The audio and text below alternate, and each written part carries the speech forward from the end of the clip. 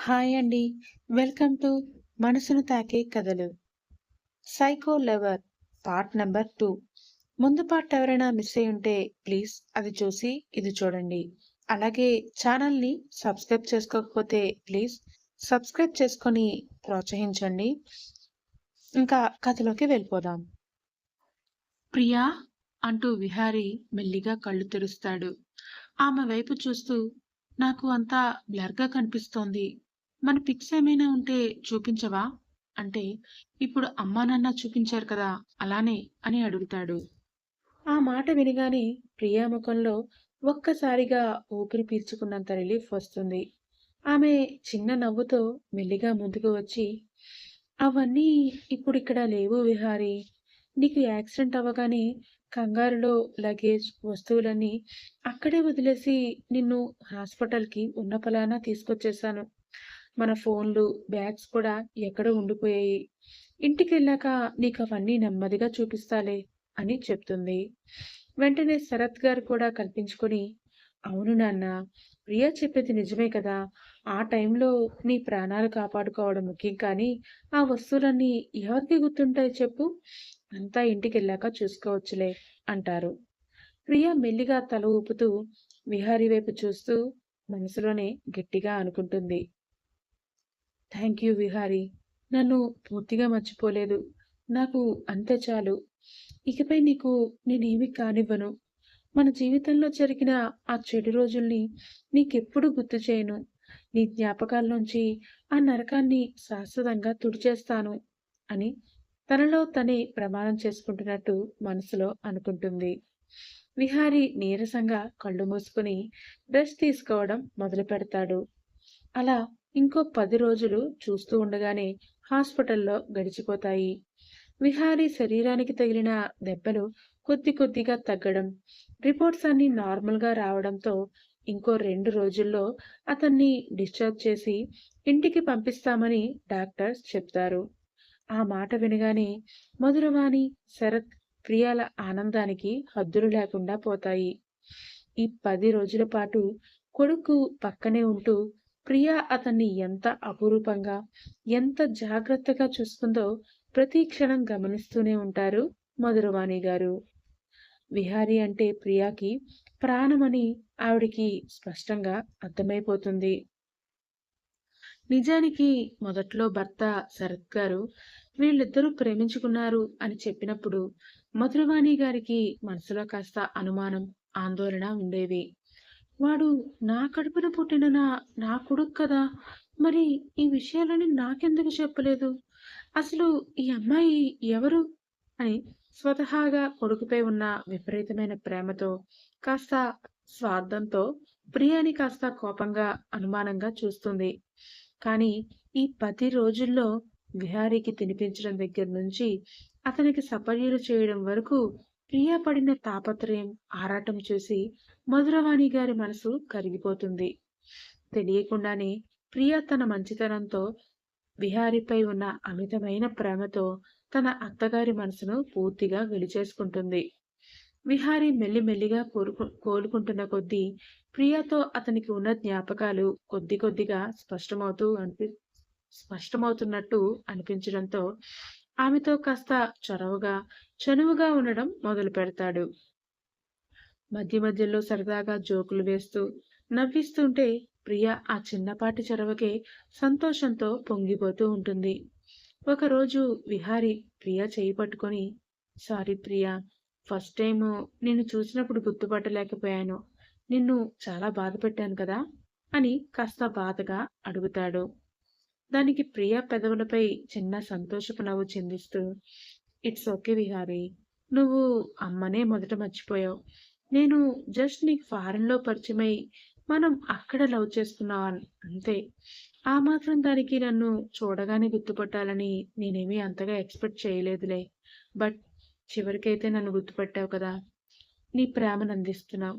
నాకు ఆ మాత్రం చాలు అంటూ అతని చేతిని మృదువుగా తడుముతుంది. అతనికి మరింత దగ్గరగా జరిగి నుదుటిపై పడుతున్న జుట్టును మెల్లిగా పక్కకి జరుపుతూ తలకి తగిలిన దెబ్బపై వేళ్లతో ఆప్యాయంగా రాస్తూ ఉండిపోతుంది ప్రియా. హాస్పిటల్ గదిలో వాళ్ళిద్దరి మధ్య ఉన్న ఆ ఆత్మీయతను, ఆ బంధాన్ని, ప్రేమని చూసి బయట నిలబడిన శరత్ గారు, మధురవాణి గారు మనసారా సంతోషపడతారు. చెప్పినట్టే ఇంకో 2 రోజులకే విహారీని డిశ్చార్జ్ చేయడంతో ముగ్గురు కలిసి అతన్ని జాగ్రత్తగా ఇంటికి తీసుకుని వెళ్తారు. విహారిని మెల్లిగా అతడి గదిలోకి తీసుకెళ్లి బెడ్‌పై పడుకోబెడుతూ ఉంటే, "నేను కాసేపు కూర్చుంటాను ప్రియా. హాస్పిటల్‌లో కూడా అలాగే పడుకునే ఉన్నా కదా! బోర్ కొడుతోంది" అంటాడు విహారీ. వెంటనే ప్రియ అతడి వెనుక పెద్ద దిండును అమర్చి అనుకూలంగా కూర్చోబెడుతుంది.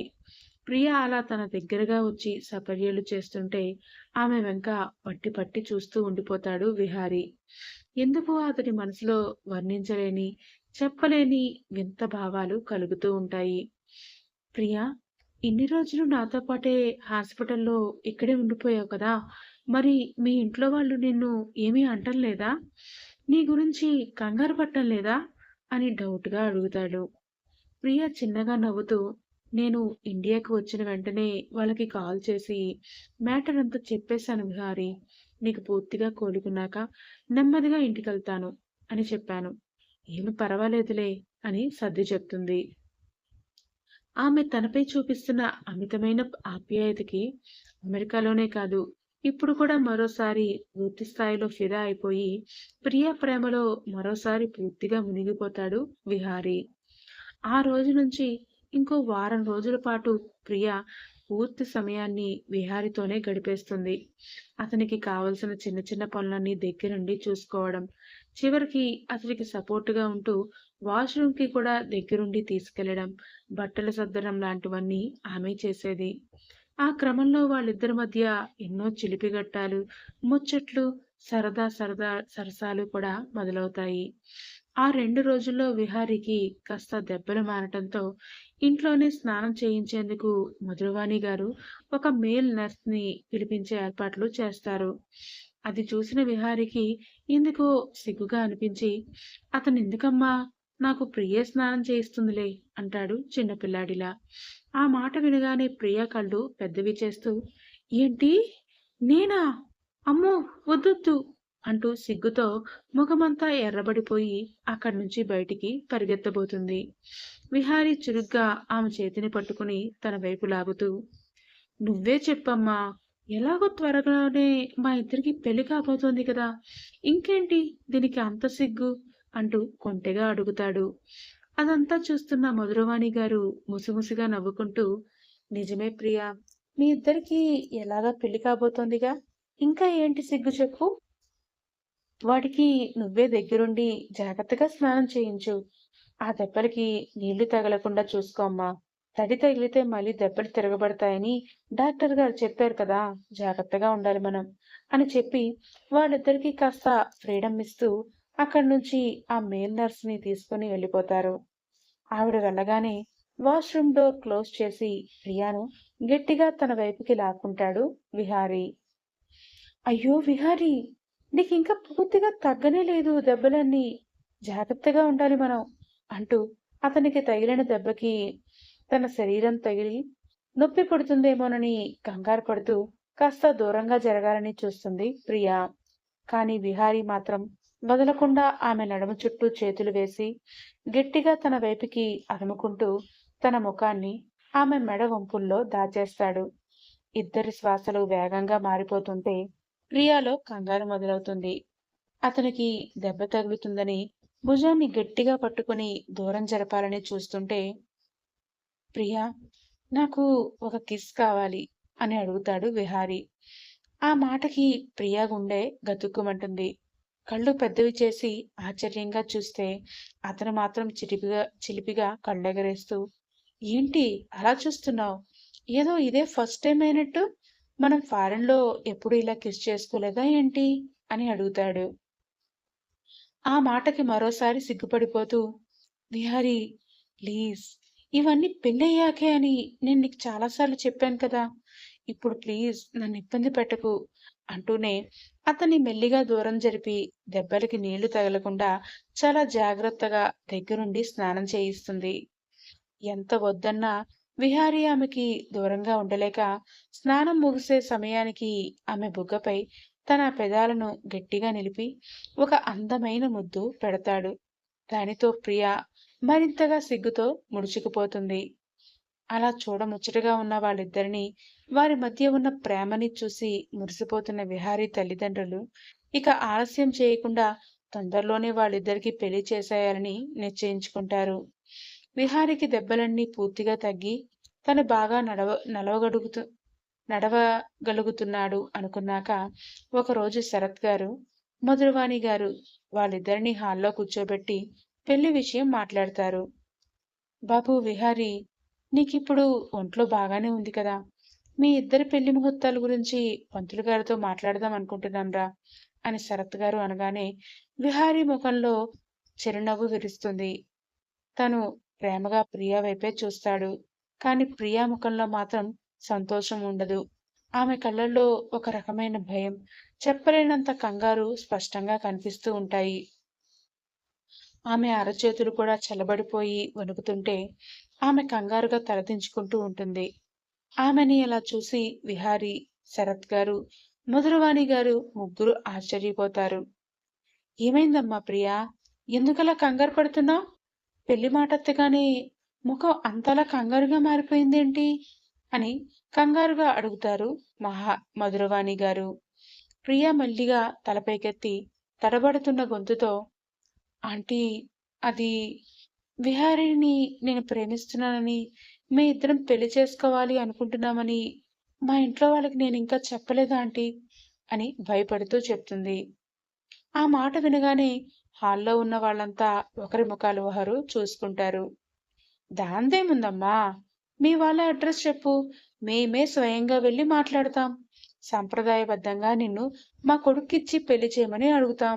దీనికే ఇంతలా భయపడాలా ఏంటి అంటారు మధురవాణి గారు నవ్వుతూ.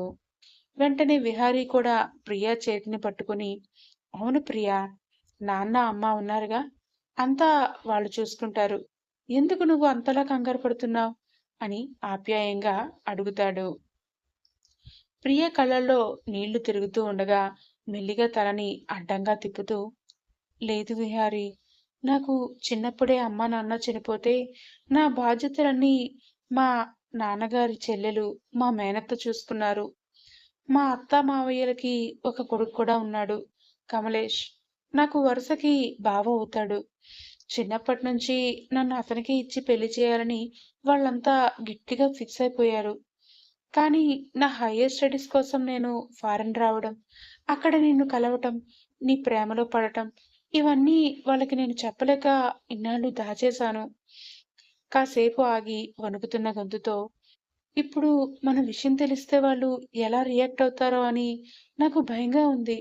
అసలు వాళ్ళు మన పెళ్లికి ఒప్పుకుంటారన్న నమ్మకం కూడా నాకు లేదు విహారీ అంటూ కన్నీళ్లు పెట్టుకొని భయపడిపోతూ ఉంటే విహారీ ఆమె చేతిని గట్టిగా పట్టుకుని, నేనున్నానుగా, ఏం కాదు అన్నట్టు ధైర్యం చెప్తూ ప్రేమగా చూస్తాడు. ముందు నువ్వు నాకు వాళ్ళ అడ్రస్ చెప్పమ్మా, స్వయంగా వెళ్ళి వాళ్ళతో నేనే మాట్లాడతానుగా, నీకెందుకు భయం అంటారు శరత్ గారు ధైర్యం చెప్తూ. అయినా కూడా ప్రియ వాళ్ళ అడ్రస్ చెప్పడానికి బాగా తట్పటాయిస్తూ భయంతో నీళ్లు నములుతుంటే విహారిని ఈసారి కల్పించుకుని, నాన్న, నాకు ప్రియ తన ప్రేమ ముఖ్యం, అంతేగాని మిగిలిన వాళ్ళు కాదు. పైగా వాళ్ళేమీ తన ఓన్ పేరెంట్స్ కాదు కదా, జస్ట్ గార్డియన్స్ మాత్రమే కదా. ఇప్పుడు వాళ్ళ పర్మిషన్ మనకి అంత అవసరమా? అంతగా కావాలనుకుంటే పెళ్లి పనులన్నీ మనమే దగ్గరుండి చూసుకుని చివర్లో వాళ్ళకి కార్డు ఇచ్చి ఇన్విటేషన్ ఇద్దాం. ఇష్టముంటే వాళ్ళే వస్తారు. అంతేగాని ఇప్పుడు మాత్రం తనని అనవసరంగా భయపెట్టి ఇబ్బంది పెట్టద్దు నాన్న అని స్పష్టంగా చెప్పేస్తాడు. తన మనసులోని భయాన్ని, కంగారుని విహారీ ఎంత బాగా అర్థం చేసుకున్నాడో అని ప్రియాకి కళ్ళల్లో ఆనంద బాష్పాలు తిరుగుతాయి. థ్యాంక్ యూ అన్నట్టు కళ్ళతోనే అతనికి కృతజ్ఞతలు తెలుపుతుంటే విహారీ ఆప్యాయంగా ఆమెను అతని దగ్గరికి తీసుకుంటాడు. ఇంకా శరత్ గారు, మధురవాణి గారు కూడా కొడుకు మాటలకి ఎదురు చెప్పలేక, సరేరా, మీ ఇష్టం అంటూ సరే అనేస్తారు. ఆ మరుసటి రోజే పంతులు గారిని ఇంటికి పిలిపించి వాళ్ళిద్దరి పెళ్లికి తక్కువ రోజుల్లోనే దగ్గరలో మంచి శుభముహూర్తం నిర్ణయిస్తారు. ఇక ఇంట్లో పెళ్లి పనులన్నీ జరజరా జరిగిపోతూ ఉంటాయి. సిటీలోనే అతి పెద్ద, అత్యంత ఖరీదైన టాప్ ఫంక్షన్ హాల్‌ని శరత్ గారు తన కొడుకు పెళ్లి కోసం బుక్ చేస్తే, ఎంగేజ్‌మెంట్ లాంటివన్నీని ఏమీ వద్దని డైరెక్ట్‌గా సాంప్రదాయబద్ధంగా పెళ్లి, ఆ తర్వాత గ్రాండ్‌గా రిసెప్షన్ ప్లాన్ చేస్తూ హడావిడి చేస్తూ ఉంటారు.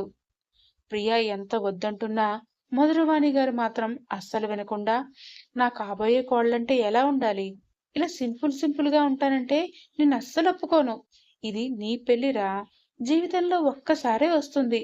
నీ జీవితాంతం గుర్తుండిపోయే మొదటి తీపి జ్ఞాపకంగా మిగిలిపోవాలి మీ పెళ్లి.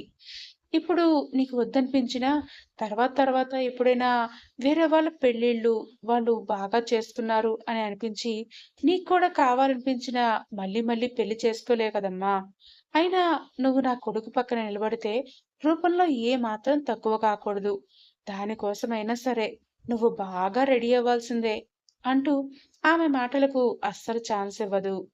ప్రియా వద్దని వారించే ప్రయత్నం చేసినా వినకుండా ఆవిడే స్వయంగా పెద్ద షాపింగ్ మాల్‌కి తీసుకెళ్లి పట్టు చీరలు, డిజైనర్ వేర్, ఒంటి నిండా మెరిసిపోయే బంగారం, వజ్రాల నగలు, ఆమెకి కావలసిన ప్రతీదీ దగ్గరుండి కొని ఇస్తారు. అంతటితో ఆగకుండా పెళ్లి రోజు ప్రియాను ఒక దేవతలా అందంగా ముస్తాబు చేయడానికి సిటీలోనే బెస్ట్ బ్యూటీషియన్స్ టీమ్‌ని కూడా మాట్లాడి పిలిపిస్తారు. అత్తయ్య, ఇవన్నీ ఎందుకు? నాకు చాలా సింపుల్‌గా ఉండటమే ఇష్టం అత్తయ్య అంటూ ప్రియ మొదట్లో సంకోచించిన మధురవాణి గారి కళ్ళల్లోని ఆనందాన్ని, ఆవిడ తనపై చూపిస్తున్న కమ్మని ఆప్యాయతను చూసి మనసు కరిగిపోతుంది. చిన్నతనంలోనే కన్నతల్లిని కోల్పోయిన ప్రియాకి ఆ తల్లి ప్రేమ మళ్ళీ ఈ అత్తగారి రూపంలో కొండంతగా దొరుకుతుంటే ఆమె కళ్ళు చెమ్మగిల్లుతాయి. ఆ అమృతం లాంటి ప్రేమను కాదనలేక అత్తగారు మురిపెంగా ఇస్తున్న ప్రతిదాన్ని కళ్ళకద్దుకుని మరీ యాక్సెప్ట్ చేస్తుంది ప్రియా. పెళ్లి పనుల హడావిడి నడుస్తుండగానే ప్రీ వెడ్డింగ్ షూట్ కోసం విహారీ ప్రియాని తీసుకుని హైదరాబాద్ అవుట్స్కట్స్ లోని ఒక అందమైన లొకేషన్ కి తీసుకెళ్తాడు. దారిలోనే ఆమెకి ఇష్టమని గుమగుమలాడే వేడివేడి హైదరాబాద్ బిర్యానీ కూడా ప్యాక్ చేయించుకుని తీసుకెళ్తాడు. అక్కడ ప్రకృతి అందాల మధ్య ఫోటోషూట్ గ్రాండ్ గా మొదలవుతుంది. కెమెరామెన్ రకరకాల రొమాంటిక్ ఫోజులు చెప్పినప్పుడల్లా విహారీ ప్రియను అతని దగ్గరికి తీసుకుంటూ ఉంటాడు. కానీ ప్రతిసారి అతను ఆమెని పట్టుకున్నా, కాస్త దగ్గరగా ముఖం తిప్పినా ప్రియ ఒళ్ళు వణికిపోతూ అమాయకంగా సిగ్గుతో పూర్తిగా ముడుచుకుపోవడం విహారీ నిశితంగా గమనిస్తూనే ఉంటాడు. అతని మనసులో చిన్న అనుమానం మెదులుతుంది. ఫారెన్‌లో మేమిద్దరం కలిసున్నప్పుడు ఒక్కసారి కూడా ఆమెను ఇలా దగ్గరికి తీసుకోలేదా? కనీసం ఒక ముద్దు కూడా పెట్టుకోలేదా నేను? ప్రియ ఏంటి ఇంత కొత్తగా సిగ్గుపడుతోంది? అని అతనికి అనిపిస్తూ ఏవేవో కొత్త ఆలోచనలు మెదడులో రన్ అవుతూ ఉంటాయి. అతనికి ఉన్న పార్షియల్ మెమరీ లాస్ వల్ల ఆ జ్ఞాపకాలన్నీ బ్లర్‌గా ఉండడంతో మరింతగా కన్‌ఫ్యూజ్ అవుతుంటాడు. కానీ ప్రతి క్షణం తన కోసం ఆరాటపడే ప్రియ కళ్ళల్లోని ఆ స్వచ్ఛమైన ప్రేమను, తపనను చూసినప్పుడు ఆ అనుమానాలన్నీ పటాపంచలైపోతాయి. పాత జ్ఞాపకాలవి గుర్తురాకపోయినా పర్వాలేదని ఆ ఆలోచనలన్నీ పక్కన పెట్టేసి ఇప్పుడు మళ్ళీ కొత్తగా, మునుపటి కంటే మరింత ఎక్కువగా ప్రియాను ప్రేమిస్తూ ఆమెతో ఆ సంతోషకరమైన క్షణాలను ఆస్వాదిస్తాడు విహారీ. చెప్పురా ప్రియా! నీకు వెడ్డింగ్‌లో ఎలాంటి థీమ్ కావాలి? ఏమైనా ప్లాన్ చేసుకున్నావా ముందే? అంటూ మధురవాణి గారు ఆప్యాయంగా అడుగుతారు. అప్పుడు అందరూ కలిసి డైనింగ్ టేబుల్ దగ్గర కూర్చుని భోజనం చేస్తూ ఉంటారు. ప్రియా తన పక్కనే ఉన్న విహారీ వైపు నవ్వుతూ చూస్తూ, లేదత్తయ్య, నాకేమీ ప్రత్యేకంగా ఆలోచనలంటూ లేవు. ప్లానింగ్స్ అసలే లేవు. కాకపోతే మా పెళ్లి రిసెప్షన్‌లో విహారిని మీ కంపెనీకి సీఈఓగా అనౌన్స్ చేయండి. మేమిద్దరం ఫారిన్‌లో ఉన్నప్పుడు, లవ్‌లో ఉన్నప్పుడు విహారి ఎప్పుడూ చెప్తూ ఉండేవాడు.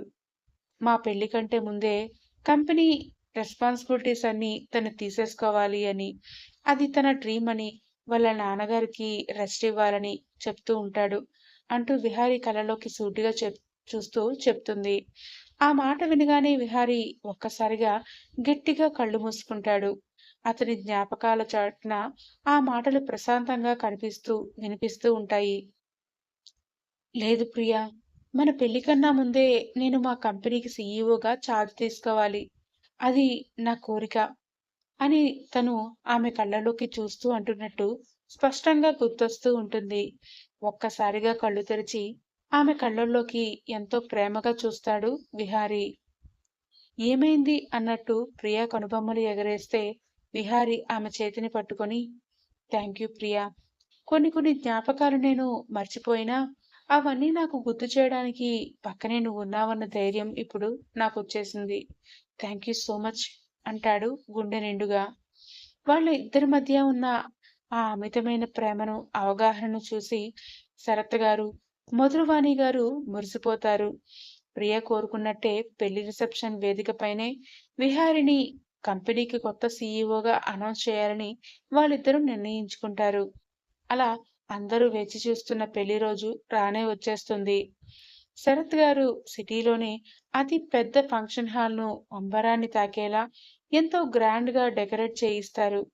బిజినెస్ వర్గాల్లో తనకు తెలిసిన పెద్ద మనుషుల్ని, బంధువుల్ని, మిత్రులందరినీ ఇన్వైట్ చేస్తారు. వచ్చిన గెస్ట్లంతా ఫారిన్ నుంచి కొడుకు రావడం, యాక్సిడెంట్ నుంచి కోలుకోవడం, వెంటనే పెళ్లి అనగానే ఏంటి విశేషం శరత్ గారు అని అడుగుతూ ఉంటే, పిల్లలు కదా, ఒకరినొకరు ప్రేమించుకున్నారు. అందుకే లేట్ చేయకుండా త్వరగా పెళ్లి చేసేస్తే మన బాధ్యత కూడా తీరిపోతుంది అని చేసేస్తున్నాం. అంతే అండి అని శరత్ గారు చాలా హ్యాపీగా, సింపుల్ గా అబద్ధం చెప్పేస్తారు. నిజమేనండి. అయినా పిల్లల సంతోషం కంటే మనకి ఇంకేం కావాలి అంటూ వచ్చిన గెస్టులంతా కూడా నవ్వుతూ లోపలికి వెళ్ళిపోతుంటారు. మరోవైపు బ్యూటీషియన్ ప్రియను ఒక దేవతలా కనుల విందుగా రెడీ చేస్తుంది.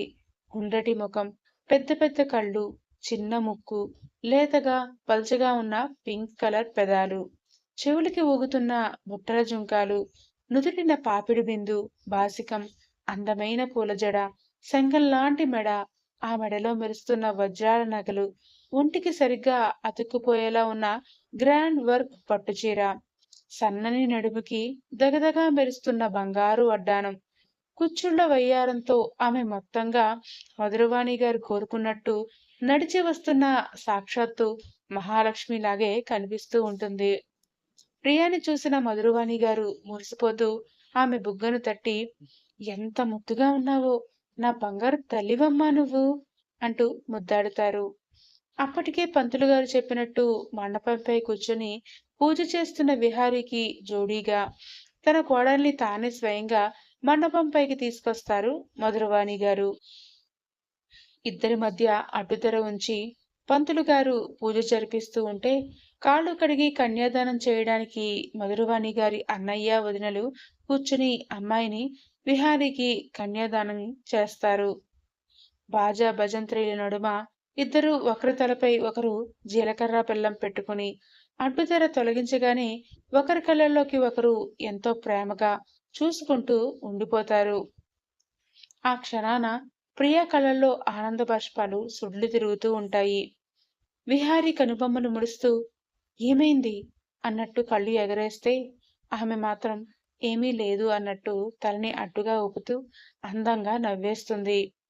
తనపై ఉన్న ప్రేమ, పెళ్లి అయిపోతుంది, వాళ్ళిద్దరూ ఒకటైపోయారు అనే సంతోషంలోనే ఆమె కన్నీళ్లు వస్తున్నాయని, అవి హ్యాపీ టీయర్స్ అని విహారికి అర్థమై ఎంతో ఆనందంతో ఆమెని తన అర్ధాంగిగా స్వీకరించడానికి సిద్ధమైపోతాడు. ఇద్దరూ మధుపర్కాలు కూడా మార్చుకుని వచ్చాక పక్క పక్కనే కూర్చోబెట్టి పసుపు తాడుతో కూర్చిన మంగళసూత్రానికి పూజ చేయిస్తారు పంతులు గారు. అప్పుడు సడన్ గా విహారి ప్రియ వైపు ఉరిగి చెవిలో గుసగుసగా, ప్రియా, మన కాలేజ్ ఫ్రెండ్స్ ఎవరు ఎందుకని రాలేదు? నేనైతే ఇన్వైట్ చేయమన్నాను కదా నిన్ను, నువ్వు చేయలేదా? మర్చిపోయావా ఏంటి? అందుకే అన్నాను నేనే చేస్తానని. నా మాట విన్నావు కాదు అని చెప్తుంటే ఇక్కడ ప్రియాకి గుండెలో ఒక్కసారిగా అదిరిపోతాయి. భయంతో ఆమె పక్కనే ఉన్న మధురవాణి గారి వైపు చూస్తుంది. మధురవాణి గారు ఏమైందమ్మా అన్నట్టు చూస్తారు కళ్ళు ఎగరేస్తూ. కానీ ఆ పవిత్రమైన క్షణంలో విహారీ అంటున్న మాటలు చెప్పి ఎవరిని టెన్షన్ పెట్టడం ఇష్టం లేక, ఏం లేదా ఆంటీ అని సర్ది చెప్పేస్తుంది ప్రియా. వెంటనే విహారీతో మాత్రం వాళ్ళంతా ఇంకా ఫారెన్‌లోనే ఉన్నారు విహారీ. మనం మాత్రమే ఇండియా వచ్చాం. రావడానికి ట్రై చేస్తామన్నారు. బహుశా రేపు రిసెప్షన్‌కైనా వస్తారేమో. నేనైతే వాళ్ళని ఇన్వైట్ చేశాను అని తడబడుతూనే చెప్పేస్తుంది. అవునా? సరే, సరే. ఇదంతా అయ్యాక ఒకసారి నాకు వాళ్ళ ఫోను నంబర్స్ ఇవ్వు. నేనే మాట్లాడి ఎక్కడున్నారో కనుక్కుంటాను. చూడు బొత్తిగా మన పెళ్లి ఎంత డల్‌గా అవుతోందో. అదే ఫ్రెండ్స్ ఉంటే బావుండేది అని విహారీ అంటుండగానే, పంతులు గారు పూజ సమయంలో మాట్లాడకూడదమ్మా. నిష్టగా పూజ చేయండి ముందు అనటంతో మాటలన్నీ ఆపేస్తారు. ఇద్దరూ భక్తిభావంతో ఆ మంగళసూత్రాలకు పూజ చేశాక, మంగళ వాయిద్యాల నడుమ సన్నాయి మేళంతో ఆ కళ్యాణ మండపం అంతా మారుమోగుతుండగా, అందరి సమక్షంలో ఆ పసుపు తాడును తీసుకుని ప్రియ మెడలో 3 ముళ్ళు వేసి కళ్యాణంతో తన జీవిత భాగస్వామిగా చేసుకుంటాడు విహారీ. అసలు ప్రియ ఎవరు? నిజంగా ఫారెన్‌లో విహారీ, ప్రియ ప్రేమించుకున్నారా? అసలు ప్రియ ఎందుకని అంత భయపడుతోంది? విహారీకి జ్ఞాపకాలు గుర్తొస్తాయని హడావిడిగా శరత్ గారు పెళ్లి చేసేశారా? వీటన్నిటికి వెనక ఉన్న నిజాలేంటో తెలియాలంటే నెక్స్ట్ పార్ట్ కోసం ఎదురు చూస్తూ ఉండండి. Psycho lover. అలాగే ఛానల్‌ని ఎవరైనా ఇంకా సబ్స్క్రైబ్ చేసుకోకపోయుంటే ప్లీజ్ సబ్స్క్రైబ్ చేసుకోండి. 1000 మెంబర్స్ వచ్చేస్తే ఇంకా ఫాస్ట్‌గా స్టోరీస్ అన్నీ ఇచ్చుకుందాము. Thank you. మీ రూపలావణ్య.